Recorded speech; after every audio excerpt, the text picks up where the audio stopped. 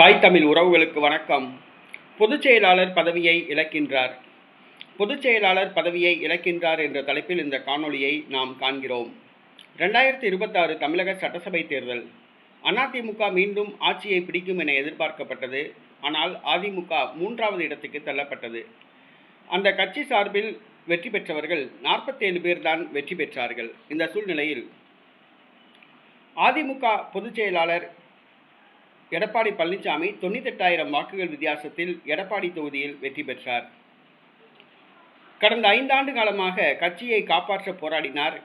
ஒரு வழியாக பொதுச் செயலாளர் பதவியை கைப்பற்றி தன் வசப்படுத்திவிட்டார். அவருடைய எதிரிகளான ஓ பன்னீர்செல்வம் திமுகவுக்கு போய்விட்டார். சசிகலா தனிக்கட்சி ஆரம்பித்து விட்டார். டிடிவி தினகரன் எடப்பாடி தலைமையிலான கூட்டணிக்கே வந்துவிட்டார். சற்று நிம்மதியாக இருந்தார். ஆட்சியை பிடித்து இந்த முறை முதலமைச்சர் ஆகலாம் என கனவு கண்டார்.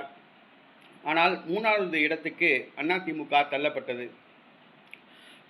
தற்பொழுது அதிமுகவில் எஸ்பி வேலுமணி தலைமையிலான அணியினர் எடப்பாடி பழனிசாமிக்கு எதிராக கலகம் செய்யலாம் என கூறப்படுகிறது. தொடர்ந்து 11வது தோல்வியை அதிமுக பெற்றுள்ளது எடப்பாடி பழனிசாமி தலைமையில். ஆகவே எடப்பாடி பழனிசாமி அதிமுகவை வெற்றி பாதையில் அழைத்து செல்லவில்லை. அதிமுக படுதோல்வி அடைய காரணமாகிவிட்டார். ஆகவே அதிமுக பொதுச் செயலாளர் பதவியிலிருந்து அவரை நீக்க எஸ்பி வேலுமணி தலைமையிலான அணியினர் முடிவு செய்திருப்பதாக கூறப்படுகிறது.